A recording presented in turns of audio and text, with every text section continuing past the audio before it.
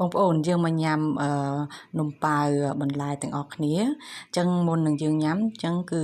យើងមកធ្វើទាំងអស់គ្នាសិនគឺយើងយកស្លឹកគីមឆាយហ្នឹងយើងបេះវាសិនមកបេះហើយគឺយើងយកវាទៅត្រាំទឹកសិនមកដើម្បីយើងលាងចឹងបន្ទាប់មកទៀតគឺយើងត្រាំវាចោលបែបហ្នឹងទៅហើយយើងយក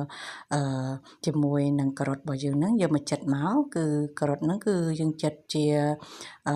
តូចមកគឺល្អិតបែបហ្នឹងមកបន្ទាប់មកទៀតគឺយើងដាក់ចូលទៅក្នុងចានទុកចោលសិនទៅបានយើងទៅលាងស្លឹកគីមឆាយរបស់យើងហ្នឹងលាងឲ្យស្អាតមកហើយយើងហាន់វាជាតូចដូចគ្នាហើយបានយើងដាក់ជាមួយនឹងអំបិលបន្តិចមកយើងច្របល់ចូលគ្នាសព្វមក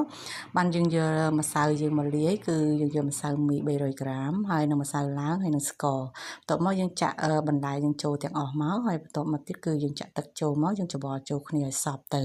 អញ្ចឹងគឺយើងច្របល់ឲ្យសព្វមកយើងលុញម្សៅយើងហ្នឹងឲ្យវាចូលគ្នាបែបហ្នឹងមកជាមួយនឹងបន្លែទៅលុញទៅលុញមកអញ្ចឹងនេះគឺម្សៅដែលយើងបើយើងនៅពេលដែលម្សៅរបស់យើងហ្នឹងគឺវាឡើងហើយយើងយកមកលុញនៅលើក្តារបែបនេះគឺវាជាប់តែម្ដងអញ្ចឹងគឺយើងត្រូវរើក្តាមឲ្យបែបហ្នឹងដើម្បីនៅពេលដែលយើងលុញម្សៅយើងទៅបានវាអត់ជាប់អញ្ចឹងគឺយើងលុញទៅគឺយើងម្សៅយើងគឺវាសឡូនបែបហ្នឹងគឺយើងដាក់ម្សៅបន្ថែមមកគឺយើងលុញវាបែបហ្នឹងមក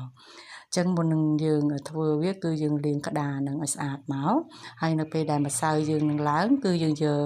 វាមកលុញបែបហ្នឹងតែម្ដង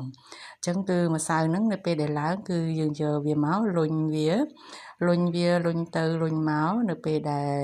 លុញទៅលុញមកត្រូវអ្វីដែលយើងចង់បានហើយគឺយើងអាចកាត់វាជាដុំតូចមកល្មមដែលយើងចង់បានមកហើយបានយើងមូរវាដែលយើងចង់បានមកហើយយើងដាក់ចូលទៅក្នុងឆ្នាំងចំហុយរបស់យើងតែម្ដងអញ្ចឹងនៅពេលដែលយើងដាក់ចូលទៅក្នុងឆ្នាំងចំហុយគឺយើងចំហុយវា30នាទី30នាទីក្រោយមកយើងអាចយកមកញ៉ាំបានហើយគឺរសជាតិវាឆ្ងាញ់